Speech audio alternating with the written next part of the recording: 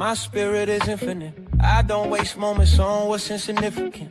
Moments move different when you discipline. Silence teach lessons they never mention it. My bloodline needs healing. I'm reaching for magic beyond what's indigenous. Not just the drums or the rituals, but the knowing that live in the sinew and ligaments. I walk slow, but I ride.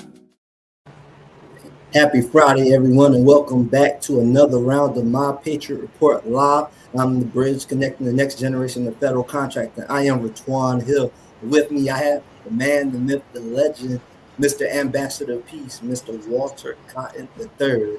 Mr. Cotton, man, how's it going, man? Happy Friday. Happy Friday to you too, man. It's going well for me. I've got a short little excursion I've got to make to Chicago tomorrow. My niece had straight A's in her school year, and I promised that I'd take her to Hawaii, not Hawaii, but to Chicago to celebrate. And we're going to get a chance to go to the newly opened Barack Obama museum or library and museum. So I got a big adventure in front of me. Yes, sir. Yes, sir. Hope you enjoy that trip to Chi-Town, man. And the Obama Center. I'm pretty sure you'll have some good B-roll footage that is captured from there. We'll see if we can get you a souvenir, a shirt, a little something. Yes, sir. Yes, sir. Yes, sir. Now, we've been focusing on this regentrification message because we look at the times we're in right now. It is much needed, probably as much as ever. But on the other side of it is the fact that we also have this immense opportunity because of the shenanigans that are happening, DEI, this gerrymandering, everything. It's created a wide open gap. And, I wanted to have a discussion. So I saw this video, and this gentleman, he was talking about, the black leadership that we have that are successful, And I just found out about this organization, one of these societies a couple of years ago, the Black Boulé, and I did a little bit of research, not too deep, but from what I understand, it was a bunch of brothers who were successful. They were doctors. And because they were centrally lonely at the top, they created a society, an organization where the successful black people could come together and coalesce in a organization. Have you heard of that group? And Yes, I've all my life heard about the Boulé, and depending on what channel and corner of the world you get the myth and legend about the Boulé from. They're this bigger than life mythical group of figures, down to this clandestine group of people that can help you move a few things if you need to. So yes, I have heard of the Boulé all my life. It's just a community that's hard to nail down. Well, as you say that, and I laugh because what I think about is this sound like the same as saying like the Illuminati or something, like you go down. On some levels, it could be represented that way. It's there are a lot of things in the black community that were borrowed, if you will, from the majority community. And so there were a lot of leaders that tried to put systems and procedures in place, and they borrowed those systems and procedures to manage and run their communities from their majority Anglo-Saxon counterparts.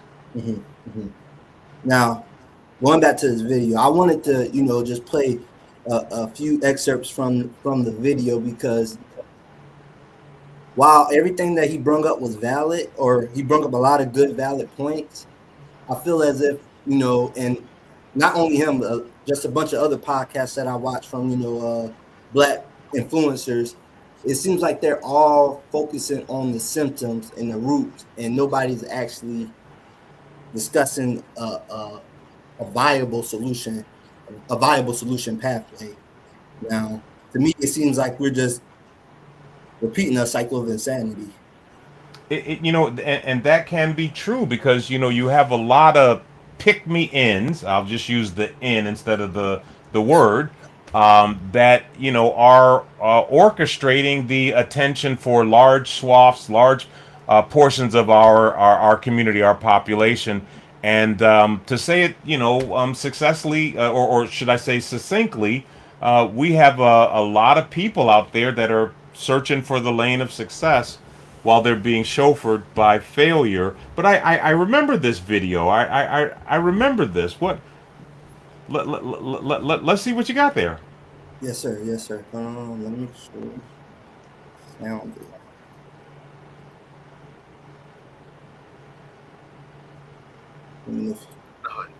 So let's start with the civil rights industrial complex. Jesse Jackson. I can hear it. It's a little muffled, and so that probably would be a challenge for the audience to hear. Is there a way to plus up the audio, or is there a share audio when you have that option? Yeah. Yes, sir. Yes, sir. Well, it didn't show. Let's see here.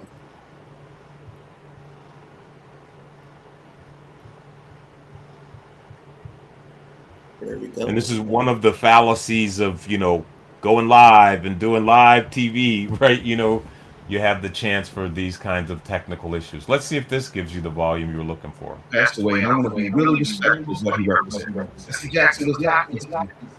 Now, that one's giving you an echo. So, is there any way to that had turn your microphone down? An international figure, built an organization capable of getting corporate executives, politicians, celebrities, and media leaders in the same room. That's history. But respecting history does not require us to suspend accountability. We cannot eulogize the man and bury every legitimate question inside. Jesse Jackson built Rainbow Push, one of the most influential civil rights organizations in the United States of America. Now, my question was, okay, so we talked about the Boulé. He just mentioned Rainbow Society, which is something. No, he mentioned the Rainbow Coalition, which was Jesse Jackson's organization. That was his primary operating vehicle, the Rainbow Coalition. Okay, so my question is, again, now I'm younger, and you lived my life twice and then some. To me, from my vantage point, it seems like we're still really pretty much going through the same thing. So were the organizations actually successful in implementing anything for us from your perspective? I have a philosophy that says or suggests that we cannot change the problems that were created by the colonizers' strategies, utilizing the colonizers' systems. And so a lot of these groups that you're talking about, whether it's the social media influencers that the young man spoke to in that piece, or it's the religious leaders, or it's the political leaders, these individuals are borrowing directly from the colonizer's system. And as a result of that, they get some of their support. So their obligation to those systems is unnatural. Let me say it that way. And so one of the points that this young man made in this video was somewhat of an indictment of the Divine Nine, where he suggests that the Divine Nine has a deficit in entrepreneurial outcome, therefore a deficit in real wealth generation. He gave the Divine Nine their props for the lawyers and doctors that may have gone through our HBCUs and our educational systems, right, and are now performing in businesses or practices, but they indict the Divine Nine for not having a robust entrepreneurial base that would empower us with the ability to even conceive of Rosewood 2.0. right? To even conceive of Greenwood 2.0. And so there are some real indictments that we as a community have to examine as we look at this finger that we're using to indict the society that's not giving us a level playing field, right? We have to make sure that we haven't exhausted all of these three fingers and we haven't gone through the appropriate analysis of those things that are pointing back at us, right, before we go down this pathway to charging the society, charging the community, charging the ones that, took the deal as being accountable. Okay, so and my question is, do that make them? Do we need to hold them accountable for I guess you could say, for lack of terms, selling out? Or is it really up to us to have a self-understanding and being able to self-determine? Like, we shouldn't be looking to other people or to the people who already made it out for a hand or hand up or hand out. What are your opinions on that? I think that there's a lot to be said for God blessing the child that's got his own. And so, not looking at another man's bag and counting another man's wallet. And so from that perspective or point of view, the individual capability of the leader of their personal tribe, family, or whatever to come up with the solutions necessary to economically self-determine for their family requires us not to be looking to an institution, not to be looking to a group for our foundational economic stability. And so I think that we have a need to ask the question, have you done all that you can for self before you start looking to get some assistance from an organization or group? Because in many instances, if you don't have anything to bring to the group, right, you're just going to be a drag. You're just going to be a drain on the sources of the group. And so, although I think that there is a certain accountability for the one whom much is given, right? You've heard that old adage, much is expected. It really depends on the nature of the deal that caused them to get what they signed up for. And if selling you out as a community, right, as this guy points out in several of his examples where we've got civil rights leaders, right, or we've got radio talk show hosts that are or television hosts, right, that are the pick-me-ins, right, that are flashing and blinging while being the Pied Piper that's leading the people down the path of consumerism, right? Mm-hmm. If those are the kinds of deals that they signed up to, man, listen, don't hate on the player, charge it to the game. It's like right now, as it relates to what we're seeing out of this administration. People are pissed at the Trump administration, where I admire the strategic sophistication and the complexity of the strategy that they're implemented. They identified that there were these loopholes and this porousness in our system, and that they could achieve the level of bully pulpit motivation to do things that other administrations have not done. And to date, you can't argue with success. I mean, you've got a $4 billion outcome. What other president has done that, right, in his first year back in office, right? $4 billion. And America is hushed. Mm-hmm. The war in Iran, which is something that should have been brought to a halt because we shouldn't have even gotten there. And America is hushed. Right, and so I think that it's time for our people, yeah, right, the people that wear my social uniform, to get out of the mustard come up with a strategy so that we could create some insulation so that we don't have to worry about these things moving forward.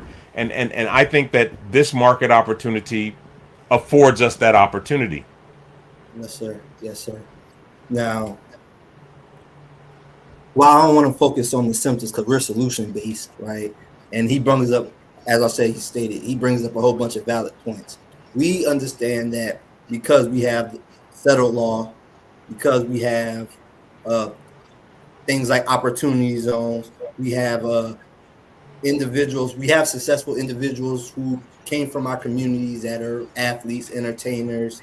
We see that we can essentially collaborate and make it work for everybody, and everybody's being a meaningful contributor to the movement or to the revitalization of those communities. Now, I look at this as two different things, meaning that you have a group of people who possibly will say that, you know, the system is rigged, it wasn't made for us, you know. Then you have another group of people who made the system work, you know. So should we be looking at all those people, and this gentleman kind of talked about it, should we be looking at all those individuals as sellouts, or should we be looking to come together with them and point their attention to this? Because what if it's just them not knowing? I think that we need to look at this from the individual perspective, right? Mm-hmm. You know, people of color often want to lump everyone that is black together in this monolith, right? And we're supposed to act alike, we're supposed to drink alike, we're supposed to think alike, we're supposed to do everything alike, and that's just not the case. You know, at foundationally, we are all human beings. And so if those individuals of color were given a opportunity of advantage and they took that opportunity of advantage, I'm not mad at them. You know, I might not have done what they did, but I'm not mad at them because, you know, they got theirs. What I'm doing is I'm going through the process necessary of individually carving out my lane for myself and my family, and my mission just happens to encompass some stuff that can be of help to people like you, right? So I think that at the end of the day, you know, we need to stop expending so many cycles, you know, counting our brother's pocket and worrying about, you know, how good a job he's doing for the man, and utilize the available assets and resources to carve out our own place, a space for us. And you've got me inspired by this idea of reunification, where, you know, you would utilize Dr. Claude Anderson's Powernomics system to reinvigorate a Rosewood 2.0, a Greenwood 2.0, and so what we need in order to do something like that is not just a dream, right? We don't need a better believable dream. We need a strategy, right? We need an actionable strategy that we can implement that will get us there, that will get the average person that wears our social uniform there. And so, Mr. Hill, I took the time necessary to write that strategy up. And I put that strategy out on the Ability to newsletter this week. And you guys can go take a look at that particular strategy because it provides a end-to-end comprehensive approach to how you would revitalize an economically underserved community. And I would encourage everybody that's within the sound of my voice to take a look at that strategy because unlike other individuals that have the knowledge and wisdom and capability that we have in this situation, we're taking a page out of that radical economic patriotism hymn book. And we're making this information freely available for everyone who has eyes to see and ears to hear. And if you want to become a part of a community of practice that will help you implement this from a coach perspective, we've got the Ability to network. You can go down to the ability2.biz URL you see going along the bottom and sign up for membership in that community of practice. And that's going to give you the first mover's advantage on a whole bunch of stuff that'll change your life forever. So we're not just speaking about it, we're being about it. Yes, sir. Yes, sir. Now, and we talked about Dr. Claude Anderson, Polynomics framework that he laid out years and years ago. Now, in this time and era where we got an ocean of information coming out, how do people juxtapose what's the right pathway? You have individuals who are promoting, investing, stocks, trading. Then you have people promoting real estate. Then you have individuals promoting whatever crypto. Now, for the average person who's hearing all this information, they're like, I understand that I need to generate some type of wealth. How do they juxtapose what's the most advantageous pathway for them, or the pathway that makes the most viable sense, I should say? That's a customized issue, right? Because it really depends on what you're bringing to the table, right? Mm-hmm. And so, as you know, I just completed a course over at Morgan State University where we had a group of disabled veterans and a group of returning citizens that we were training in the government contracting capability, lot. Well, what we learned was that, some of our returning citizens didn't have the foundational knowledge. They didn't have the foundational understanding necessary to interface with the system. And so the answer to the question that you're asking is really an individualized plan based on the person's capabilities that they're bringing to the party. Like, for example, you're a disabled veteran, graduated high school and all of this good stuff, went through training and in the military. So you've got a skill set, right? You've got a knowledge base that's a little bit greater than the returning citizen who may not have gotten his GED and got caught up in the environment. And even your capability is less than that college graduate, right, that just got laid off by Intuit, right, because they're expanding their AI infrastructure. And so depending on where the individual comes to this particular invitation or what skill set they bring to this invitation would dictate the kind of solution that we would be able to design for them. But at the end of the day, what you need in order to start thinking about any kind of a solution is you've got to have an assailable demand signal, right? You've got to have enough demand out there that is viable, that you can go reach and grab to make your plan make sense. And fortunately, we have that kind of a situation right now where our disabled veterans, specifically our disabled veterans that are MWBEs and SDBs, have a unique point in time opportunity to take advantage of this wealth transfer the federal government has underway. The only thing that's missing is they don't have the know-how, right? And that's a know-how that I've been accused of owning over the years. And what I've done is I've made that know-how accessible. So if you guys go out to that ability2.biz website, look for the first movers advantage option that's out there. Look for the early adopters advantage that's out there, and you'll know it because it's the cheapest one. I urge you aggressively, get involved, get into the community of practice so that we can realize Mr. Hill's dream of having a community that belongs to us. That's ours. A community for us. Yes, sir. Yes, sir.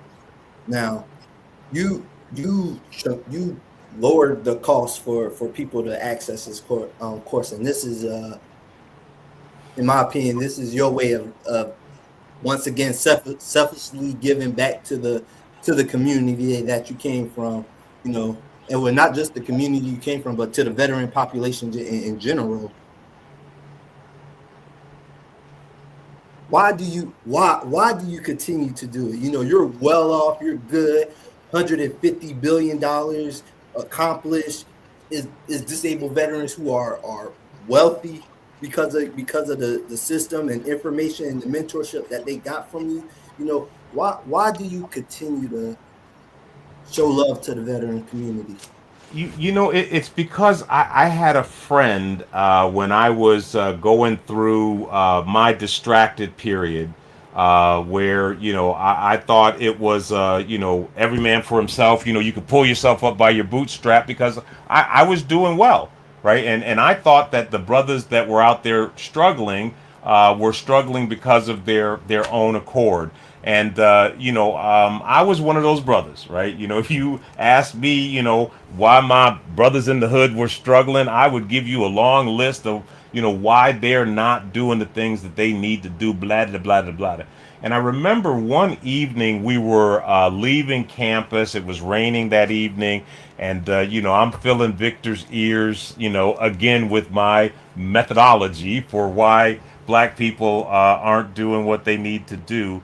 And he stopped me at a drain where there was water rushing down the drain. And he said, "Cotton, do you know what you are?" And I said, "No, what?" And he said, "You're just like that water, right? You're one of the few that slipped through the cracks and you forgot." And it was at that moment that I remembered my nephews. I remembered my nieces. I remembered the younger people that were caught up in my family that didn't have a level playing field. And I realized that old adage that says, "To one whom much is given, much is expected," was something real. And if those people who paid it forward for me hadn't done the things that they did, I wouldn't be standing in the place where I'm standing. So I committed myself to holding the door, to holding the crack open, if you will, in the Red Sea, so that as many people as have eyes to see and ears to hear can make it across. And once I got infected by, you know, watching that service disabled veteran be able to self-determine and pay for his family's service, I was hooked. I remember I was at a Legion event, American Legion event in, I think it was Louisville, that national convention, and I had gone back up to my room to get some things, you know, during the conference, and I got back on the elevator to go back down, and a serviceman in a wheelchair and his wife, his pregnant wife, got on the elevator. I didn't pay any attention to it. And the guy said, "Excuse me, Mr. Cotton." I get a little emotional when I think about it right now. And he said, "It's because of you I'm able to take care of my family. It's because of you, amputated, double amputee, I'm able to provide for my family." And it's those kinds of deliverables that got me wedded to this, you know, relationship that I have with the veteran community. And in point of fact, you know, as I got done with that tour, right, of creating the 3% goal attainment, right, going from 750 to over 19 billion. Once I got done with that mission and I looked up from my Geppetto desk, Rituan, between you and me, I didn't see enough people that wore my social uniform taking advantage of the benefit, the blessing that came through me. And so now I'm on a mission, right, to right that wrong. I'm on a mission to make sure that those people that wear my social uniform, him and her who bore the battle, have an opportunity to take advantage of this enormous tsunami of a wealth transfer that's occurring in our nation right now. If it's not the $36 billion that the federal government has in the form of the Defense Production Act, right? It's that $1.3 trillion that we've uncovered. And when we say that, people look at us like, yeah, but they haven't seen it, right? We need to bring them to the vault and let them see there's $1.3 trillion worth of wealth that is available for transfer. The only thing that's necessary to get it is the know-how. That's the only missing element. In many cases, most of the people that are within the sound of my voice, they own the superpower, right? They own the golden ticket. The thing that they're missing is the know-how. And so we're removing that as a barrier. Right now you can go and jump out to the ability to community of practice and get in where you fit in. Yes, sir. Yes, sir. Absolutely. Now, this is a question that I asked you. I believe it. I asked you this privately in one of our private conversations. You know, I asked you in regards to the service disabled veterans that you encountered during your tenure. How many were of more mature age versus how many that you interfaced with that was from my generation? And I asked that question specifically because as me being in the industry and the people I interface with, I realized that most of those people are like, they're older, you know, they're 50s, 60s, 70s. So it doesn't seem like a lot of younger people are engaged. I'm not sure, but it doesn't seem as we don't have too many people from my generation that is actually like engaged in federal contracting. Now, what has been your experience in this space? That's been my experience too, right? And it might have been a function of the organization that I connected to as we were evangelizing across the country, which happened to be the American Legion, right? The SBA and the American Legion. And so, that might be a reason why the demographic is a little skewed, because we were talking joint venture to Legion members, right? But since then, we've had Desert Storm and we've had, all of these other, events and conflicts that have produced a number of disabled veterans that are your age or younger. And those veterans have an opportunity to take advantage of the VR&E program and that self-employment track. And they have a uber ability to take this golden ticket, which is their superpower, and use it to capture contracts and self-determine for their family.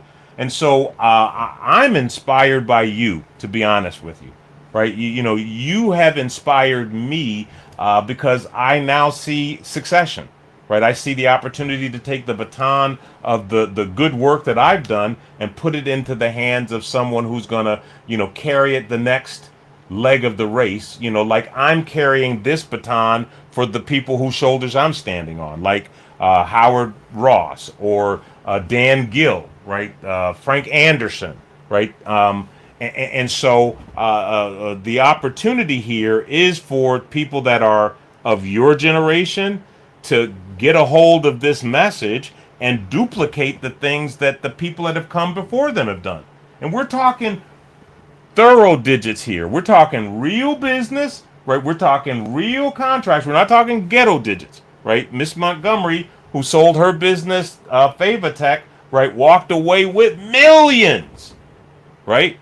Michelle Anthony, who was crying on a beach in Punta Cana about the fact that her 8A was about to die, $900 million contract with Military Health Services. I could drop these names all day, but what I did yesterday is of no matter to you. What I've done for other people is of no matter to you.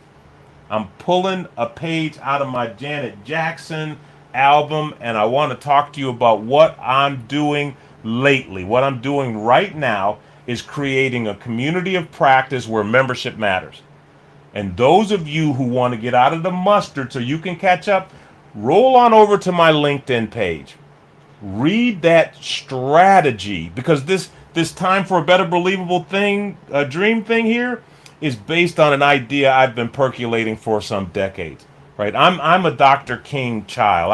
I remember when Dr. King passed away, when Dr. King was assassinated. Let's use the right language, right? I think I was about 9 years old then, right? Early latchkey kind of kid, so I had a lot of freedom, and I remember that period. I remember that day being unusual, like more unusual than I had ever seen as a young child. It was almost like there was quiet in the air.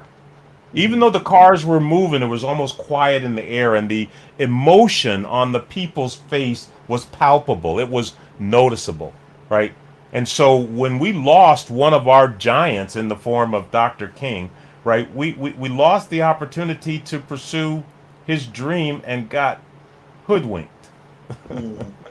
bamboozled, run amok with things like civil rights and integration and the congressional back caucus, right? And so now I'm of the opinion that what we need is a better believable dream, right? And what a better believable dream is, it's a dream that's predicated on a strategy, a functional strategy that we can implement. And so instead of keeping it to myself and hiding it under a cloth, what I've done is the same thing I've done throughout my entire career. I've made it liberally available to everyone who has eyes to see. So go on out to my LinkedIn site and read the strategy that is going to enable your superpower. It's going to take your superpower and put you in a position where you can be rich. Yes, sir. Yes, sir, Mr. Cotton. That was perfect, guys. And understand that this blueprint is so strategic. If you're a disabled veteran, you have VNRE self-employment. We understand capital is one of the biggest concerns for small businesses. That's already here. You were talking Eliminated. I'm sorry. It's No, eliminated, right? The access to capital problem is eliminated. I mean, I've heard some people recently, I'm not going to mention any names, talking about creating, the Black Federal Reserve and stuff like that. But we don't need to create the Black Federal Reserve, right? Because they put the Opportunity Zone program in that big, beautiful bill, which empowers us with the ability to create our own black banks, our own private investment sources that we would be able to deliver against our needs. And I know that this is a season where, black is a little out of vogue, right? Because of DEI, right? It's not constitutional, right? Right? What we're doing is we're reclaiming our heritage. We're reclaiming our rights, right? This land is your land. Think about it. Read between the lines here. This land is my land, from California to the New York mountains. And so what we're doing is we're reclaiming our authority to take back our blocks. And we want to do that one opportunity zone at a time. Pay attention, folks. Yes, sir. And guys, on that note, I am Ratwan Hill, and that is the Mr. Walter Cotton III. Join us on this revolution. See y'all next week.